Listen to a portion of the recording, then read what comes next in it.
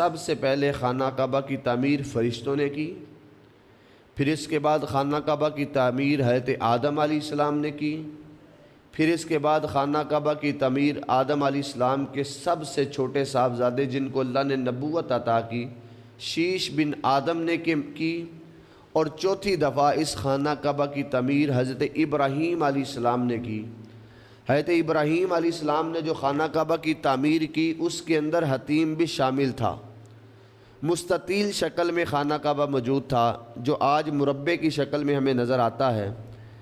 پہلے یہ مستطیل شکل میں تھا جو حتیم جہاں پر مزاب رحمت پر نالا گرتا ہے خانہ کعبہ کا، وہ جو دیوار ہے چھوٹی وہ بھی خانہ کعبہ کا حصہ ہے۔ جب نبی کریم صلی اللہ علیہ وسلم نے حضرت عائشہ صدیقہ رضی اللہ تعالیٰ عنہ سے یہ وعدہ کیا تھا کہ عائشہ میں تجھے خانہ کعبہ کے اندر نماز پڑھنے کی اجازت دوں گا، جب آپ پاک ہوئیں تو اللہ کے رسول آپ کو حتیم کے اندر لے گئے جو چھوٹی سی دیوار بنی ہوئی ہے۔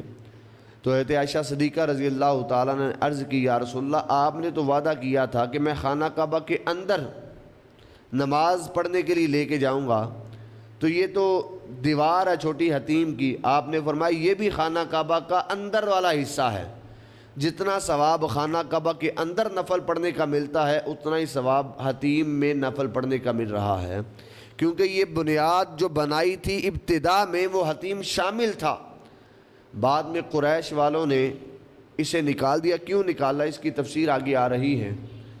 چوتھی دفعہ حضرت ابراہیم علیہ السلام نے خانہ کعبہ کی تعمیر کی اور مستطیل شکل میں خانہ کعبہ موجود تھا، حتیم اس میں شامل تھا۔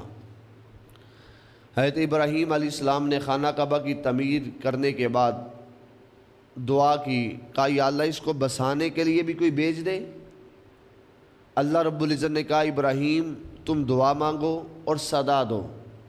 آپ نے دعا مانگی اور صدا دی، کہا اللہ کے گھر کا طواف کرو، حج کرو، اور جس جس نے اپنی ماں کے پیٹ میں یا اپنے باپ کی صلب میں لبیک اللہم لبیک کا لفظ استعمال کیا اور جتنی دفعہ استعمال کیا اتنی دفعہ زندگی میں وہ حج کرے گا۔ یہ حضرت ابراہیم علیہ السلام کی آواز کا اثر یہ ہے کہ جو اپنے باپ کی پشت میں موجود ہے اس کو بھی آواز سنائی دے رہی ہے۔ وقت گزرتا گیا، خانہ کعبہ جہاں پر آج موجود ہے آپ بھی جانتے ہیں کہ وہ جگہ بہت زیادہ گہرائی والی ہے، وہاں پر پانی جمع ہو جاتا ہے، اور بلندی والی جگہ سائڈ پہ جو جگہ وہ پہاڑی علاقہ ہے۔ 5ویں دفعہ اس خانہ کعبہ کی تعمیر قوم عمالقہ نے کی، اور 6ٹھی دفعہ اس خانہ کعبہ کی تعمیر قبیلہ جرہم نے کی۔ یہ قبیلہ جرہم وہ ہے جب حضرت اسماعیل علیہ السلام کی ایڑیوں سے چشمہ نکلا زمزم، تو اس چشمے کو دیکھ کر قبیلہ جرہم وہاں سے گزر رہا تھا، اس نے دیکھا یہاں پر پرندے اڑ رہے ہیں، اور پرندہ ہر اس جگہ پہ اڑتا ہے جہاں پہ پانی ہوتا ہے، جہاں پر پانی نہ ہو پرندہ وہاں پہ نہیں ہوتا۔ پرندوں کا اڑنا اس بات کی علامت ہے یہاں پر پانی موجود ہے۔ تو وہاں پر قبیلہ جرہم نے دیکھا کہ یہاں پر تو پرندے اڑ رہے ہیں، لگتا ہے پانی موجود ہے، تو قبیلہ جرہم وہاں پر آباد ہو گیا۔ جہاں پر آج خانہ کعبہ موجود ہے وہاں پر قبیلہ جرہم آباد ہوا، اور 6ٹھی دفعہ خانہ کعبہ کی تعمیر قبیلہ جرہم نے کی جو حضرت اسماعیل علیہ السلام کے دور میں وہاں پر آباد ہوا تھا، اور 7ویں دفعہ خانہ کعبہ کی تعمیر کسی بن قلاب اس نے کی، اور 8ویں دفعہ خانہ کعبہ کی تعمیر قریش نے کی۔ اور یہ وہ تعمیر ہے جس تعمیر میں خود حضور بھی شامل ہے۔ نبی کریم صلی اللہ علیہ وسلم بھی گارا لے کے آتے، اینٹیں لے کے آتے، چونا لے کے آتے، اپنے سر پہ اٹھا کر اپنے ہاتھوں پہ اٹھا کر خانہ کعبہ کی تعمیر کے لیے۔ یہ خانہ کعبہ بڑا بابرکت گھر ہے جس کو نبیوں نے تعمیر کیا، اس کی برکت اس سے بڑھ کر کیا ہو سکتی ہے کہ جس کو سید الانبیاء نے اپنے ہاتھوں سے تعمیر کیا ہے۔ نبی کریم صلی اللہ علیہ وسلم کے اعلان نبوت سے چند سال پہلے، بعض نے 5 سال لکھا، بعض نے 15 سال لکھا ہے، چند سال پہلے نبی کریم صلی اللہ علیہ وسلم کے اعلان نبوت کرنے سے قریش والوں نے دیکھا کہ جہاں پر خانہ کعبہ موجود ہے وہاں پر سیلاب آ چکا ہے پانی کی وجہ سے اور اس کی دیواریں گر چکی ہیں۔ تو قریش والوں نے یہ فیصلہ کیا کہ ہم اس کی دیواریں گرا کر ہم اس کو دوبارہ تعمیر کرتے ہیں، اور انہوں نے یہ بات کا تہیہ کیا کہ کوئی بھی حرام کا 1 روپیہ بھی خانہ کعبہ کی تعمیر میں نہیں لگائے گا۔ جس نے بھی خانہ کعبہ کی تعمیر کے لیے پیسے دینے وہ حلال کی کمائی دے، حرام کا 1 روپیہ بھی نہ دے۔ آپ جانتے ہیں کہ مکے کے لوگ بہت بڑے تاجر لوگ تھے، ان کے پاس بڑی دولت تھی، لیکن جب یہ فیصلہ کیا گیا کہ حلال کی دولت لگے گی تو انہوں نے کیا کہ ان کے پاس اتنی حلال کی دولت تھی نہیں کہ وہ خانہ کعبہ پر لگائیں، ورنہ ایک آدمی ہی اسے بنا سکتا تھا۔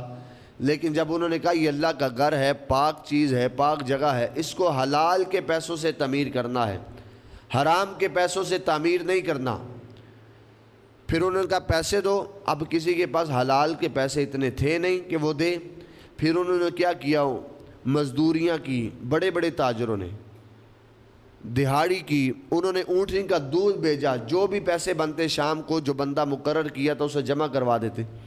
اتنی محنت اور مشقت کرنے کے بعد صرف اتنے پیسے بن سکے کہ حتیم جو ہے اس کے اندر نکالنا پڑا۔ آج جو مربے کی شکل میں ہمیں خانہ کعبہ نظر آ رہا ہے یہ قریش کی تعمیر ہے، اور حتیم کو نکال دیا گیا۔ حتیم کو صرف اس لیے نکالا گیا، ان کے پاس اس طرح پیسے نہیں تھے حلال کے کہ سارے خانہ کعبہ کو تعمیر کر سکیں۔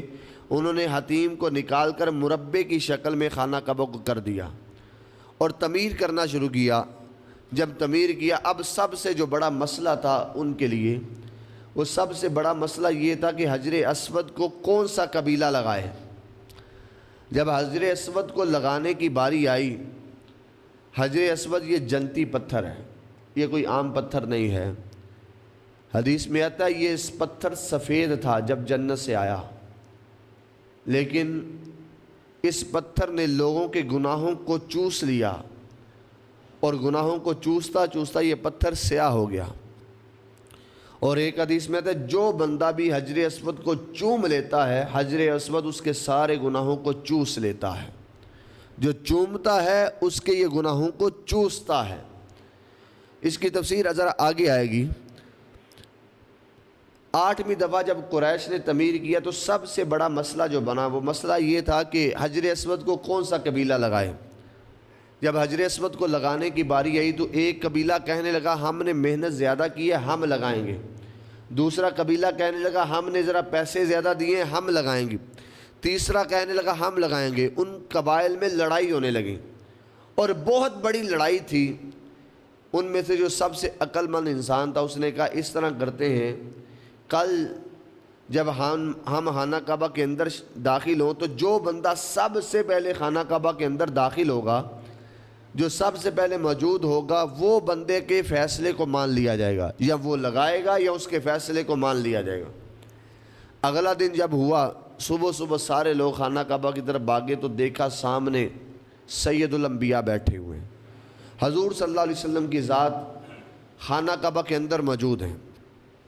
جب انہوں نے دیکھا حضور کی ذات موجود ہے تو انہیں حضور پر اعتبار بڑا تھا، وہ کہتے تھے یہ صادق الامین ہے۔ جب سب قبائل نے حضور کو دیکھا تو سب خوش ہو گئے، انہوں نے کہا اب ہمارا مسئلہ حل ہونے والا ہے، اب لڑائی نہیں ہوگی، ورنہ بہت بڑی لڑائی تھی۔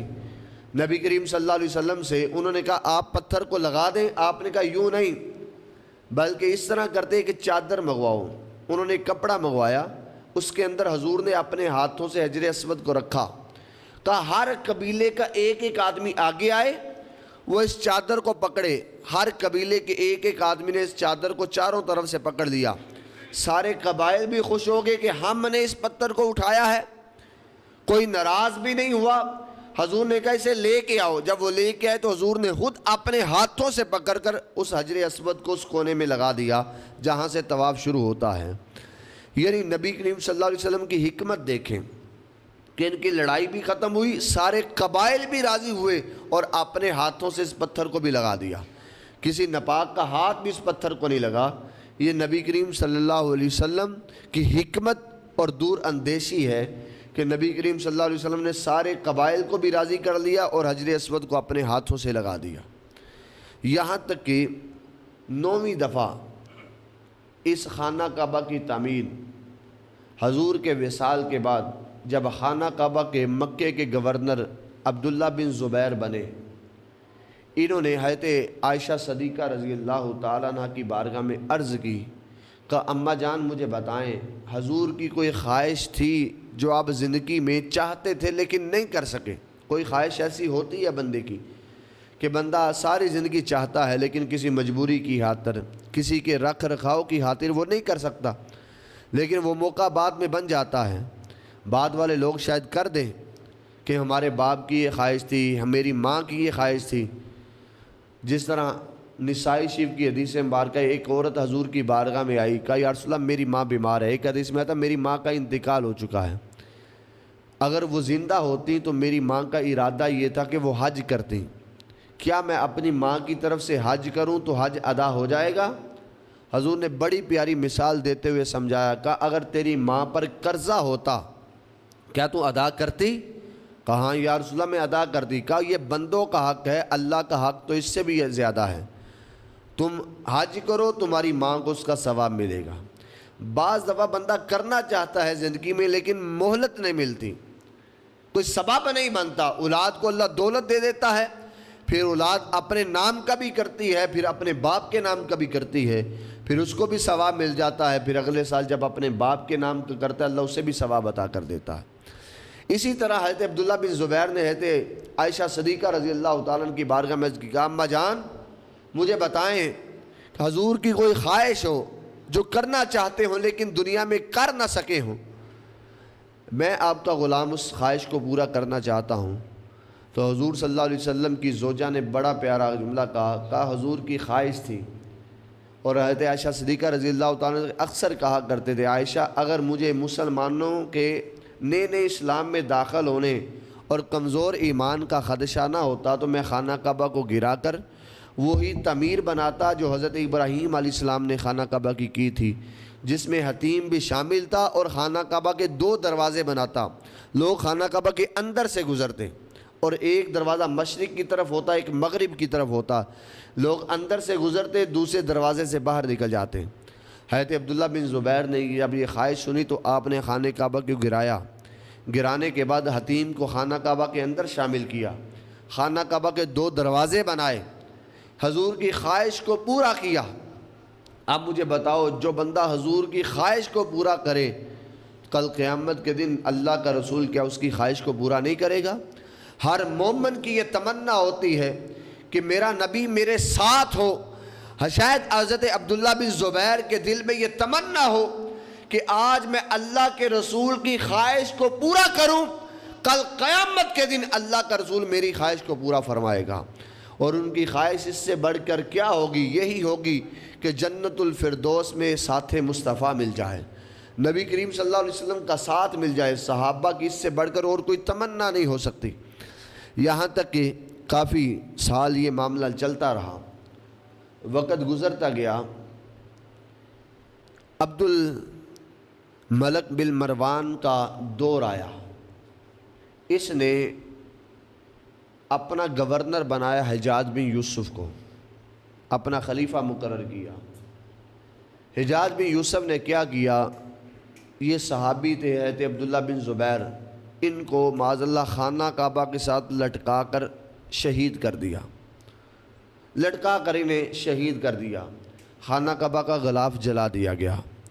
اس نے خانہ کعبہ پر اور مکہ میں خون ریزی کی، اس نے اتنی تباہی مچائی کہ اس نے خانہ کعبہ کو بھی گرا دیا۔ پھر اس نے خانہ کعبہ کو وہی تعمیر دی جو قریش نے کی تھی، یعنی ایک دروازہ جو آج بھی تو تعمیر موجود ہے، آج کی تعمیر یہ حجاج بن یوسف کی تعمیر ہے اور قریش کی طرز پر ہے۔ اس نے ایک دروازہ بنایا جس طرح قریش والوں نے بنایا تھا، حتیم کو باہر نکال دیا، آج بھی حتیم باہر ہے۔ حجاج بن یوسف نے قریش کی تعمیر پر دوبارہ خانہ کعبہ کو تعمیر کر دیا گیا، یہاں تک کہ وقت گزرتا گیا۔ جب عباسی دور آیا، خلیفہ ہارون الرشید کا دور آیا، خلیفہ ہارون الرشید نے پھر یہ تمنا کی، اس نے کہا کہ میں خانہ کعبہ کو اسی تعمیر پر بنانا چاہتا ہوں جو حضرت عبداللہ بن زبیر نے بنائی تھی، اور حضور کی خواہش کے مطابق ابھی آپ نے ہارون الرشید نے یہ فیصلہ کیا ہی تھا تو مدینے سے امام مالک کا فتویٰ آیا. امام مالک نے فتویٰ دے دیا کوئی بھی آج کے بعد خانہ کعبہ کو نہ گرائے، اس لیے کہ خانہ کعبہ کو اگر گرایا جائے بنایا جائے، جس گھر کو بار بار گرایا جائے بنایا جائے اس گھر کی وہ تعظیم نہیں رہتی، لوگوں کا اس گھر کا رعب ان کے دلوں سے نکل جاتا ہے. یہ اللہ کا گھر ہے، کھلونا نہیں ہے کہ بادشاہ آئیں اپنی مرضی سے جب گرائیں جب بنا دے. یہ بادشاہوں کی مرضی نہیں چلے گی، یہ خدا کا گھر ہے. آج کے بعد کوئی بندہ بھی خانہ کعبہ کو نہ گرائے نہ بنائے، یہ جہاں پر ہے اسی تعمیر پر رہے گا. اگر بادشاہ آئے اور اپنی مرضی سے بنائے تو یہ بادشاہوں کے ہاتھوں کا کھیل بن جائے گا. پھر اس کے بعد جو بادشاہ آئے گا اپنی طرز کا بنائے گا. امام مالک نے جب فتویٰ دیا تو خلیفہ ہارون الرشید پیچھے ہٹ گیا. پھر امام مالک کے فتوے کی وجہ سے آج بھی خانہ کعبہ 1400 سال گزرنے کے بعد آج بھی اسی تعمیر پر باقی ہے.